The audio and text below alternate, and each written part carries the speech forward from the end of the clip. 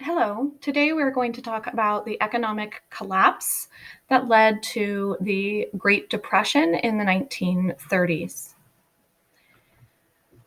So, following World War I, we did experience a post-war economic boom known as the Roaring Twenties. Many people in the United States at that time believed that the United States was a place of unlimited growth, opportunity, and achievement. There were several effects of the economic boom that occurred in the 1920s, and I have listed them here on this slide. First, according to statistics, Americans were earning more money than ever.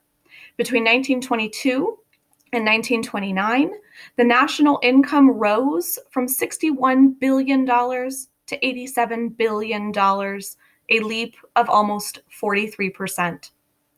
Due to their increased earnings, many Americans had more money to spend on luxury goods such as radios, refrigerators, and most especially automobiles. By the mid 1920s, Americans owned over 23 million cars, or 3/4 of the cars in the world. The second effect of the economic boom was that US factories increased the number of goods that they produced as technological advances allowed some of that work to be mechanized. As a result, the number of items a factory worker could produce in an hour rose by 72% during the 1920s, and business profits rose by 80%. Finally, by 1929, the US stock market was at an all-time high. During the 1920s, Americans bought and sold so much stock that one author called it, quote, a kind of mass madness. In 1927, traders on the New York Stock Exchange traded over 550 million shares of stock. By the end of 1929, that figure had doubled to 1.1 billion shares. Many market analysts believed and business executives believed that the stock market was the key to prosperity, and they argued that American citizens should invest as much as they could in that market. All of this, however, is going to foreshadow the Great Depression.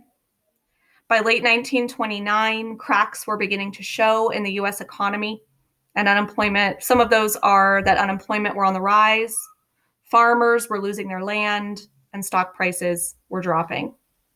The number of Americans living in poverty increased over the course of the 20s, and consequently, few people could afford the luxury goods being produced by United States industries. When the stock market plunged on October 29th, 1929, it launched the longest and the most devastating depression in US history. Now, contrary to popular belief, the stock market crash itself did not cause the 10-year-long Great Depression. Rather, that crash was one factor among many complex factors. There are 6 causes generally accepted of the Great Depression. I've listed them here. And over the next several videos, I will talk about each of these causes. Thank you very much.